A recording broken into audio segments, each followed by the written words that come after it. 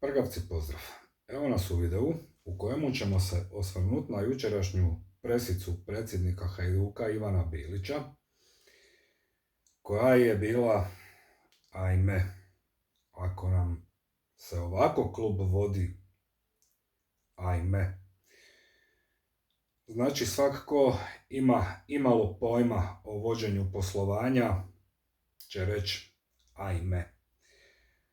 Dakle, ja sam već masu puta rekao da je on revizor, a ne vođa poslovanja i da su to dva dijametralno suprotna posla i da on ko takav nema taj kapacitet voditi poslovanje i to se sada pokazalo i dokazalo sa ovom presicom, jer to što je tu svašta izgovoreno, kontradiktorno, skakanje sam sebi u usta, a i neke stvari zbog kojih bi momentalnu ostavku treba podnijeti ili bi ga trebalo smijeniti, to je prestrašno. Uglavnom, čovjek je došao na presicu pripremljen sa papirima i natuknicama, pa sam si evo ja isto pripremi natuknice da ne bi nešto zaboravi i izostavi, jer ona presica, ono je bi spektakl, nažalost, u negativnom tonu. Dakle, nakon Kalinićeve presice i njegove paljbe po svima i svemu i prokazivanja Bilića da je on jedan obični pijun i da nema nikakvu odlučujuću ulogu i da nije nikakav odlučujući faktor u klubu, ovaj dolazi na presicu i mrtvo hladno kaže da Kalinić laže, ali da ga on neće tužiti. Znači, to je ono, ja rekao, ti rekao, nikom ništa. Mislim, optužujete jedan drugom da lažete, da ovo, da ono, a nikome ništa, to sve ostaje kako je bilo i to je savršeno, jel tako? Znači, pazi, ovaj ga je popljuvo nemoguće, optuži da je običan pijun, ali eto, on neće tužiti Kalinića. Pa dobro, vrlo zanimljivo. Onda krene on kenjat po Kaliniću, da je ovakav onakav, a on ga je sam odabrao pred 107-8 dana. Znači, nisam ga odabrao ja, niste ga odabrali vi. Da li ga je on odabrao? On govori da je odluka bila samo njegova, naravno uz konzultacije sa nadzornim odborom, a već se bi izlanu kako te konzultacije funkcioniraju, da mu oni odrede šta će i kako će. Tako da bi se o tome dalo raspravljati da li ga je on odabrao ili nije. Onda je on tu počeo spominjati da je Kalinić izvrši napad na model. Pazi, svak ko misli, razmišlja i reče nešto kontra modela, odmah ga se proglašava antihajdukovcem. Drvlje i kamenje, ja sam isto doživi nekakve prijetnje tužbama jer sam se usudi drznut reći nešto protiv vođenja našeg, odnosno vođenja modela, jel? Kojim upravlja, znamo, nećemo se lagati, to su činjenice udruga, naš Hajduk. Ja sam 100 puta rekao i obećavam, više se uopće neću reflektirati jer mi takve situacije u životu, ali baš uopće ne trebaju. Znači, model tu postoji već 15 godina, pokazan je ko neuspješan i ne funkcionira koliko god se iko ljuti. Kod implementacije modela bilo je rečeno da će naslov doći u roku 5 godina. Evo, prošlo je 15 naslova, niotkud. Europe niotkud, osvojena su, ajmo reći, 2 utješna kupa. Da li je to uspjeh, ne prosudite sami. Onda dalje govori da je model vrlo jednostavan. Pa ako je to toliko jednostavno, di je rezultat? Kad je to toliko jednostavno, ko šta vidimo, rezultata ni otkud, a model je jednostavan. Pa meni sad tu nije jasno. Ma svašta mi nije jasno, ali okej. Govori da niko nema apsolutnu odluku, osim valjda Pavelina, Jer ko šta smo vidjeli u zadnjih 4-5 mjeseci, on je taj koji vedri i oblači klubom i isključivo on donosi odluke. Na situaciju da Kalinić bira, odnosno traži sponzore koji će plaćati igrače koje bi misli dovoditi, se ni reflektira, ni se izjasni, iako bi bilo zanimljivo čuti zašto sportski direktor mora tražiti ulagače u klub, odnosno u igrače, a ne on kao predsjednik. Ni se eksplicitno izjasni da li je laga kad je rekao da je budžet jednak prošlogodišnjem, čak i pojačan, ili novaca nema, kako je izašlo u onom intervju na Novoj TV, za kojega je rekao da je on tamo priča priko 20 minuta, a izašlo je 3-4 minute intervjua.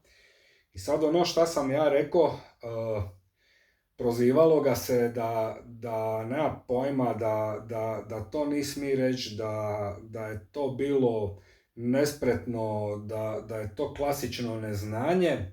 Gledaj, ako si ti nešto priča preko 20 minuta i znaš da će se tu u montaži to srizat na 3-4, onda, kako sam rekao, treba si reći miči tu izjavu da mi ne stvori probleme. Prema tome, ono kako sam već bi rekao u videu, ta izjava je namjerno puštena u javnost. Zbog čega? To zna on i vjerojatno ovi koji stoje iza njega. A ako to nije namjerno pušteno, pa onda je to stvar za momentalnu ostavku. Jer, stari moj, to se tako ne radi. Onda priča o tajmingu, da je tajming uvijek loš i da je jednako kad će biti. E pa nije. Uopće nije. Znači, ogromna je razlika da li ćeš ti raditi potres u klubu 3 dana pred derbi ili ćeš raditi taj isti potres koji će biti 5 dana prije dok igra reprezentacija i dok je fokus javnosti na reprezentaciji i dok momčad još nije u fokusu pred derbi. Znači, taj potres je puno manji i blaži, iako je u teoriji jednak, ali mu je percepcija puno manja i blaža. Prema tome, ovo je još jedan razlog da ili sam da ostavku ili da ga se smijeni, jer ako on tu ne vidi problem, onda imamo gadan problem. Onda je rekao da oni imaju novog sportskog direktora, ovo je vrh. Pazi, imaju novog sportskog direktora, ali neće s njim u javnost dok ne potpišu ugovor, a prezentirat će ga kroz 1-2. Alo, ej. Znači, imaš novog sportskog direktora koji nema potpisan ugovor. Za 1-2. Šta da ti ja sad na to rečem? A šta se čeka da se potpiše? Možda odobrenje Pavelina?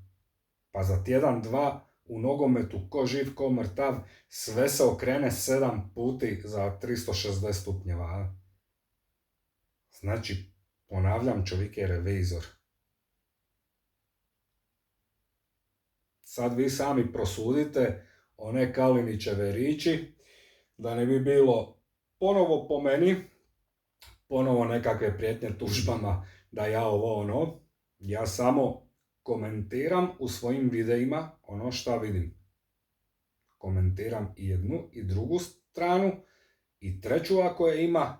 Ako je dobro hvalim, ako nije dobro kritiziram. Koliko god da mi se neko ljuti na to. Mislim da je to poprilično pošteno od mene. Pasti,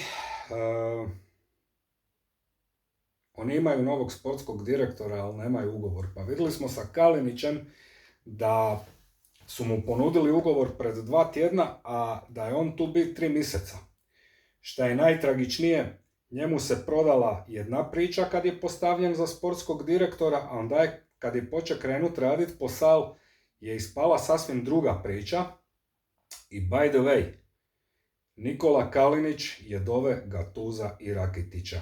2 apsolutne svjetske zvijezde, nebitno koliko imaju godina, nebitna kolika je trenutna njihova kvaliteta, ali to je odjeknulo u cijelom svijetu. Šta ovi rade? Ovi sve ruše. Zbog čega? Nemam pojma. Postavilo mi se pitanje da ispitam ko buši klub, gle, uopće me ne zanima. Ja vidim da ovo nije slučajan tajming, da ovo sve skupa ne valja.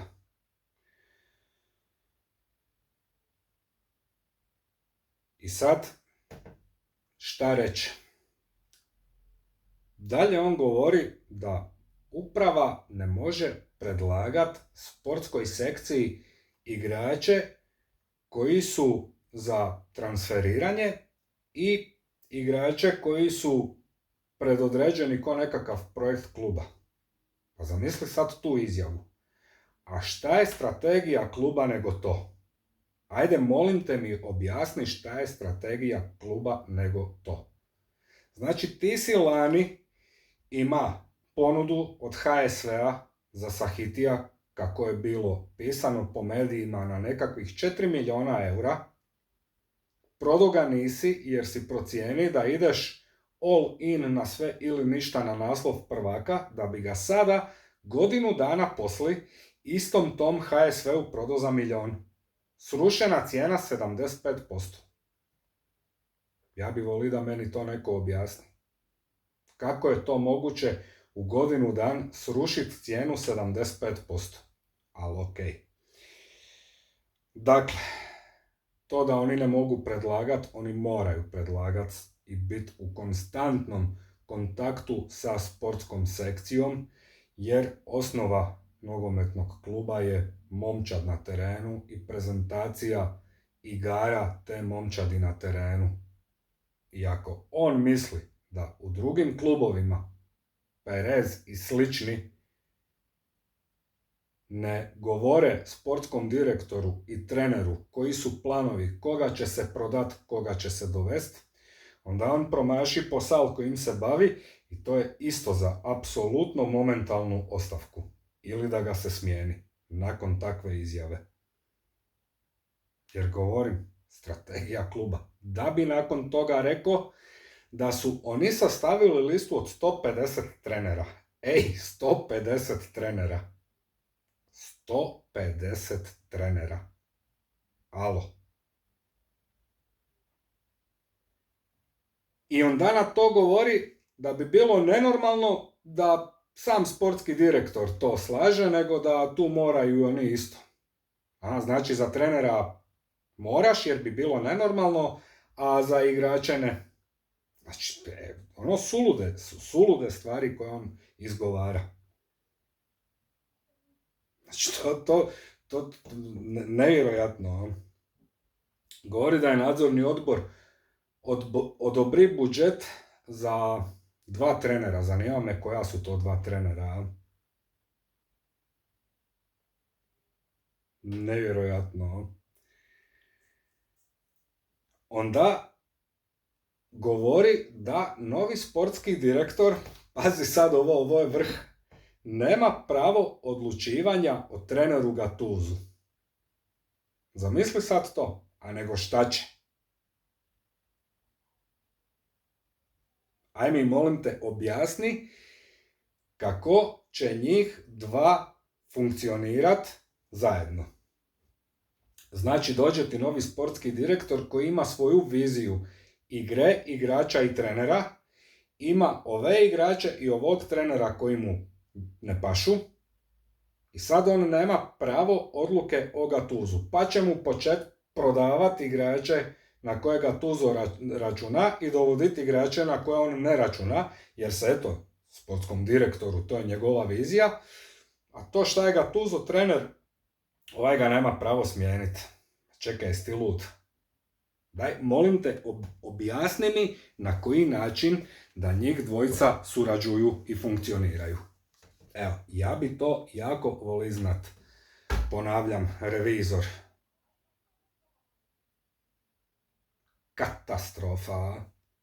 Katastrofa. Da bi nakon toga rekao da on nema šta pričat s trenerom jer da je on 2 razine iznad. Znači, čovjek očito nikad nije bi u nikakvoj firmi, ne zna šta su to kolegiji, ne zna šta su to strategije poslovanja i da svi sektori moraju biti involvirani, povezani jedni s drugima.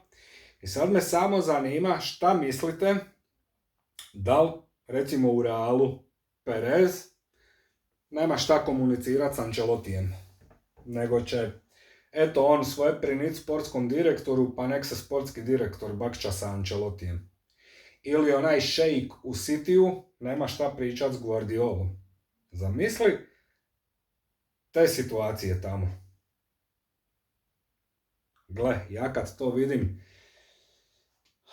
nije ni čudo da nam se dešava sve ovo šta nam se dešava, ovo je tragedija, ovo je horror film. Mislim, nevjerojatno.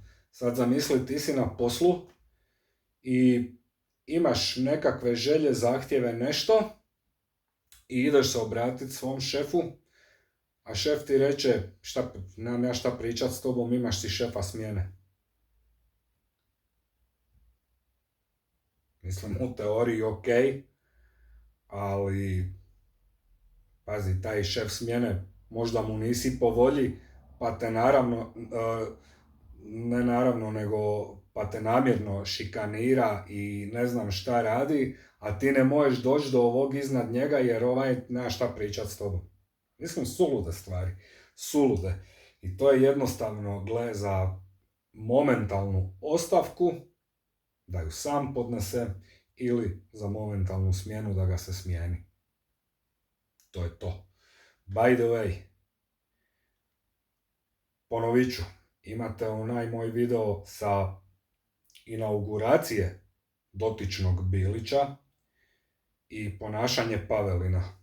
Pa imate video o Pavelinu, pa me samo zanima da li je iko od vas vidi ili ču Pavelina da se igdje pojavi i oglasi, ili je previše okupiran sa navodnim odgovaranjem nepoznatim ljudima na Messengeru. Nevjerojatno. Uglavnom, eto, to bi bio moj osvrt na tu presicu Bilića. Ja znam da će mi sad mnogi zamjerit, mnogi će mi reći, stari, svaka čast, rekao si kako je. Gle, to ti je uvijek tako, uvijek imaš onoga ko te podržava i onoga ko ti je opozicija. Zadovoljiti sve ne možeš.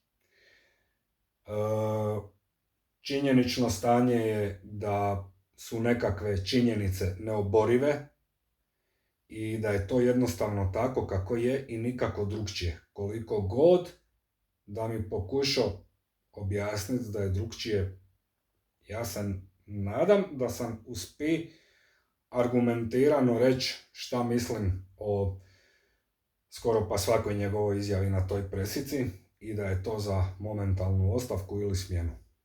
Eto, toliko od mene za ovaj video. Vi ćete koji uvijek ostaviti svoje mišljenje u komentaru, a mi ćemo se vidjeti ili navečer sa videom najave derbija ili sutra kroz jutro ili rano popodne, jer utakmica je u 8 navečer. Tu ćemo se morati dotaknuti tog derbija i to vam je to. Prgavi pozdrav svima.